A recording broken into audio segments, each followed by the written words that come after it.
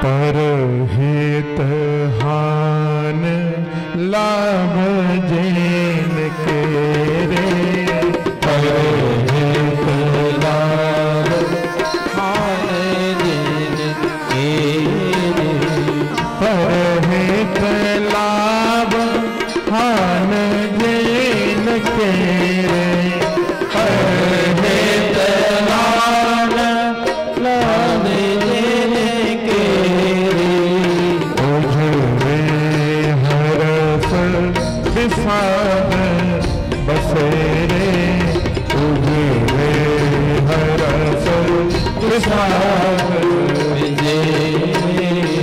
उजड़े हरस विषाद बसेरे,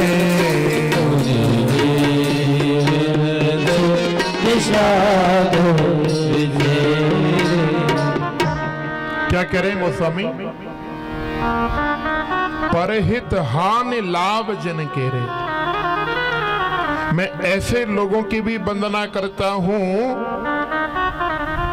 जिनको दूसरे को हानि पहुंचाने में, दूसरे का नुकसान करने में अपना बड़ा लाभ दिखाई देता है। ऐसे होते हैं ना लोग। आज का तो समय कुछ ऐसा है भैया, व्यक्ति अपने दुख से कम दुखी होगा लेकिन अपने पड़ोसी के सुख से ज्यादा दुखी हो जाएगा। मैं कितना भी दुखी रहूं लेकिन सामने वाला कभी सुखी नहीं रहना चाहिए। गोस्वामी जी कह रहे हैं कि दूसरों की हानि में जिनको अपना लाभ दिखाई देता है,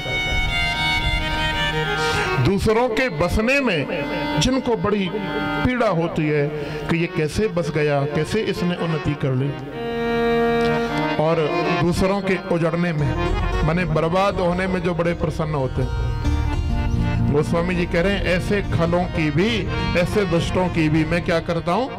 वंदना करता हूं, उनको भी मैं प्रणाम करता हूं। पता है दुष्ट कैसे होते हैं भैया? आप लोग तो किसान हैं, जैसे ओला गिरे ना आकाश से तो फसल को क्या कर देता है? ओला बर्बाद कर देता है,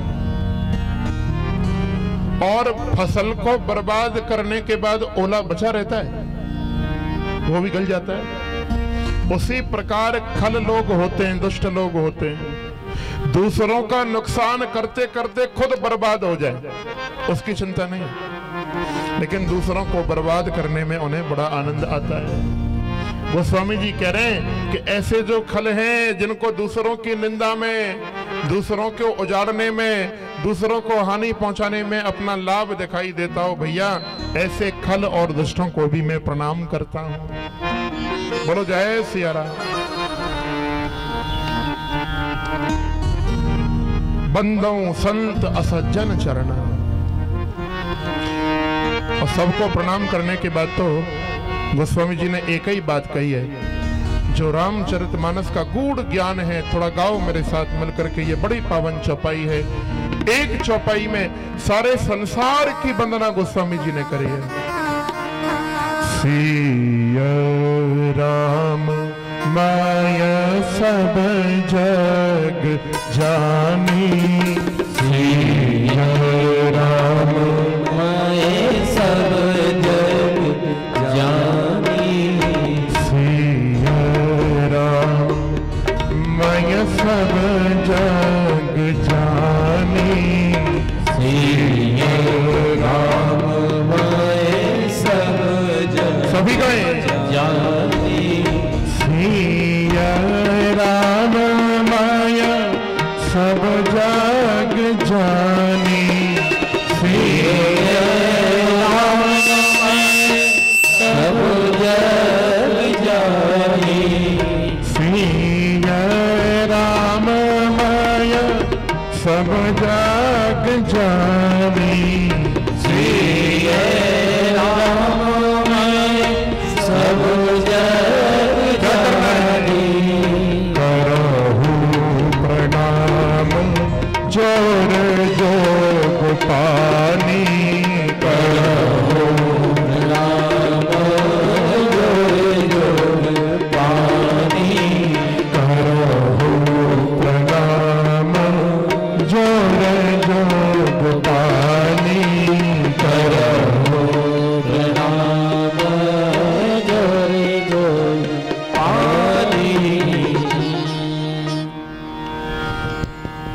तुलसीदास जी अंत में यही कहते हैं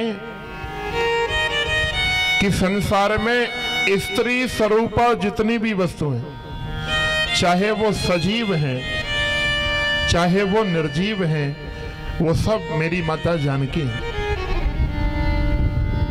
और पुरुष स्वरूपा जितनी भी निर्जीव और सजीव वस्तु संसार में है, चाहे वो पशु पक्षी हैं, मानव है, कीड़ा है, भूमि है, वृक्ष है, सबको राम में समझ करके, राम समझ करके ऐसे सीताराम के चरणों में मैं कोटि कोटि प्रणाम करता हूँ। बोलो जय सिया राम। एक बात बताऊं भैया, ये जो गोस्वामी तुलसीदास थे ना, इन्होंने ऐसा लिखा नहीं, इनका भाव भी ऐसा ही था, ऐसा ही बिल्कुल भाव गोस्वामी जी का। सामने कोई काली भैंस भी चली आती ना, और भैंस को देख करके कहते कि देखो मेरे राम आ रहे हैं, मुझे मेरे राघव का दर्शन हो रहा है।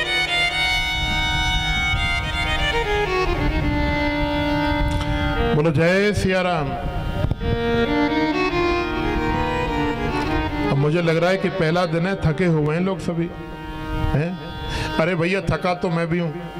देखो परसों ही अलीगढ़ में राम जी की कथा का विश्राम हुआ है, प्रभुदयाल जी को तो मालूम है, और एक भी दिन का समय नहीं मिला, सीधे यहाँ गए, और यहाँ से भी समय नहीं है, फिर पुनः अलीगढ़ में फिर भागवत कथा होनी है। भैया तो आलस आप करोगे तो आलस मुझे भी आएगा ना, है ना? थोड़ा भाव से बोलो जय सिया राम। जय सिया राम।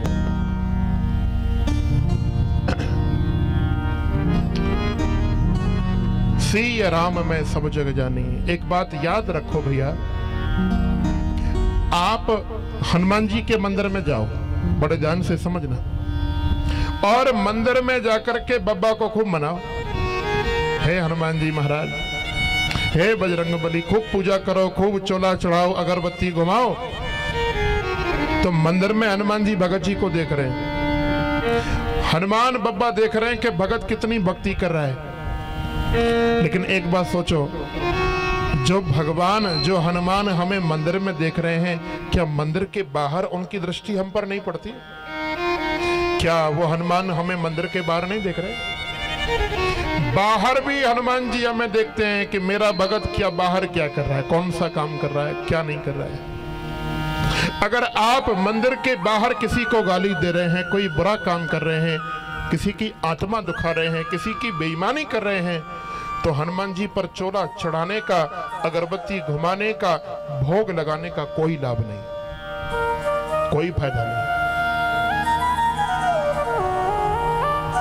आप किसी भी मंदिर में पूजा अर्चना करें, वो तभी सफल है जब आप ब्रह्म की, परमात्मा की जो मूर्ति, जो पशु पक्षी हैं, जो जीव हैं, जो मानव हैं, जो दुखी हैं, उनकी सेवा भी अगर आप लोग करें, तब भगवान के मंदिर में सेवा पूजा का अर्चना करना आपका सफल है।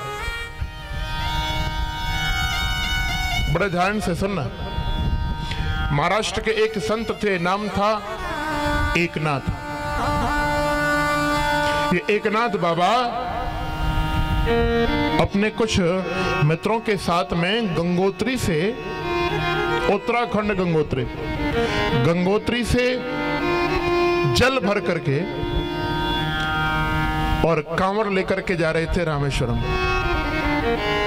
उत्तराखंड भारत का एक कोना और रामेश्वरम दूसरा कोना, एक उत्तर और दूसरा दक्षिण। बड़ी मेहनत से गंगोत्री से, गौमुख से गंगा जल लेकर के आए कि रामेश्वर पर चढ़ाएंगे, रामेश्वरम भगवान पर।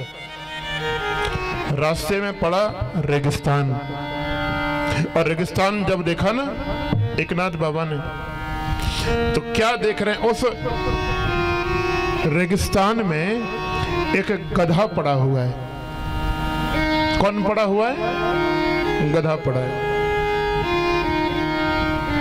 और वो गधा प्यास से बड़ा बेचैन है, बहुत ज्यादा उसे प्यास लग रही है। इतनी प्यास लगी है कि पानी ना मिले तो मर जाए। तो जिस गंगा जल को एक नाथ बाबा भर के लाए थे गंगोत्री से भगवान रामेश्वरम पर चढ़ाने के लिए। क्या किया बाबा ने, वो सारा का सारा गंगा जल इस गधे को पिला दिया। साथ वाले लोग कहने लगे, एक नाथ तेरी बुद्धि खराब हो गई है, इतनी मेहनत से तू गंगा जल भर के लाया गंगोत्री से, और भगवान शंकर को चढ़ाने की जगह तेने ये गंगा जल इस गधे को पिला दिया। तो एक नाथ बाबा हाथ जोड़ करके प्रसन्न होकर के बोले, भैया शंकर भगवान रामेश्वर के रूप में रामेश्वरम में विराजमान है, लेकिन वही भोलेनाथ इस गधे के अंदर भी तो बैठे। उन्हीं शंकर का वास इस गधे में भी तो है। और इतना एक नाथ बाबा ने कहा, बंधुओं, उस गधे के अंदर से साक्षात भोलेनाथ प्रकट हो गए। बोलो शंकर भगवान की साक्षात भोले बाबा प्रकट हो गए उस गधे के अंदर से। अर्थ इतना ही है, आप मंदिर में खूब सेवा पूजा करें, खूब अर्चना करें, लेकिन मंदिर के बाहर भी अगर कोई दीन दुखी आपको दिखाई दे, कोई पशु पक्षी भूखा प्यासा दिखाई दे, कोई जरूरतमंद दिखाई दे, उसकी सेवा करना, उसकी सहायता करना ठाकुर जी की सबसे बड़ी पूजा है। उससे बड़ी पूजा संसार में कोई नहीं है। और यही गोस्वामी जी इस रामचरितमानस की चौपाई से हमें शिक्षा दे रहे हैं। मानस की इस चौपाई से यही शिक्षा लेनी चाहिए, श्री राम में सब जग जाने और कराऊं प्रणाम जोर जुग पानी। हर वस्तु में, हर जीव में हम राम और श्री जानकी का दर्शन करें, ये परम आवश्यक है।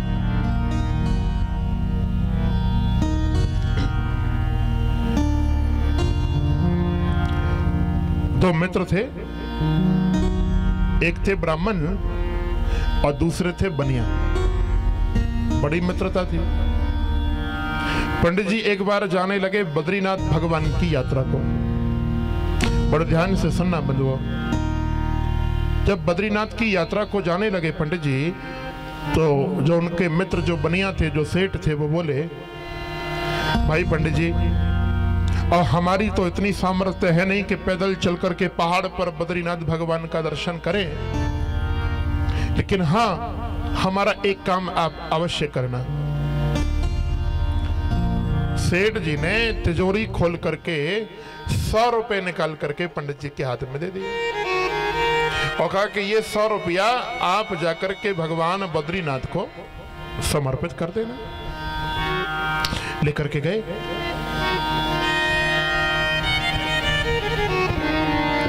अब पंडित जी का स्वभाव बड़ा दयालु था। रास्ते में चलते जा रहे हैं, कोई भूखा दिखाई दे तो जो सेठ जी ने 100 रुपये दिए उनमें से किसी को भोजन करा दे। कोई बिना कपड़ों के दिखाई दे तो उन 100 रुपए में से कुछ पैसा खर्च करके उसे कपड़े पहना दे। किसी को सर्दी लगती दिखाई दे तो कुछ पैसा खर्च करके उसे कंबल दे दे। दीन दुखियों की सहायता करते करते बद्रीनाथ धाम पहुंचे और क्या हुआ, जो सेठ जी ने 100 रुपए पंडित जी को दिए थे उनमें से 99 खर्च हो गए, सेवा में खर्च हो गए, और 1 रुपया पंडित जी ने बद्रीनाथ भगवान को अर्पित कर दिया। बोले प्रभु यही है, बाकी तो सब तुम्हारी सेवा में पहले ही लग गया।